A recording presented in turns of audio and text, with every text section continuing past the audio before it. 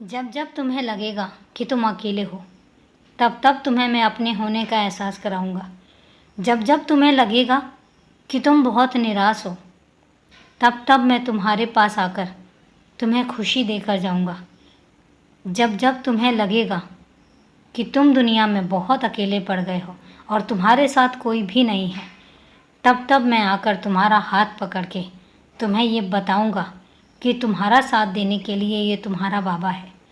इसलिए तुम इतना ज़रूर यकीन रखना कि मेरे होते हुए ना तो तुम उदास हो सकते हो और ना ही तुम अकेले हो सकते हो।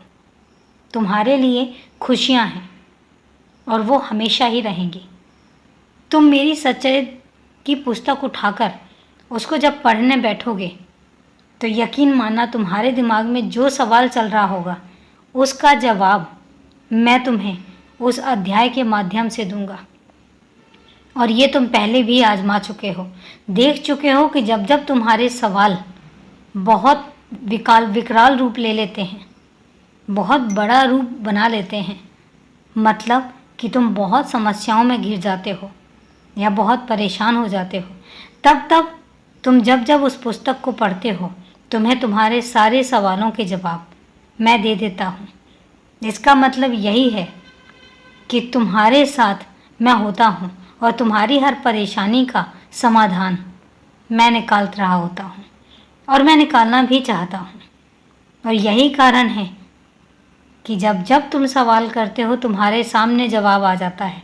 वो जवाब कहीं और से नहीं आता है, वो जवाब मैं देता हूँ, क्योंकि मैं चाहता हूँ कि तुम सवालों में ना घिरो।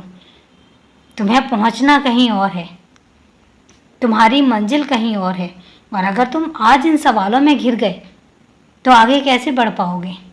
और इसलिए तुम्हारे इन छोटे छोटे सवालों के जवाब, तुम्हारे लिए वो सवाल बहुत बड़े होते हैं पर मेरे लिए बहुत छोटे से सवाल हैं, तो तुम्हारे उन सवालों के जवाब मैं बहुत आसानी से तुम तक पहुंचा देता हूं। इसलिए तुम परेशान मत हो, क्योंकि ये तुम्हारा बाबा तुम्हारे साथ है। खुश रहो, सदा खुश रहो।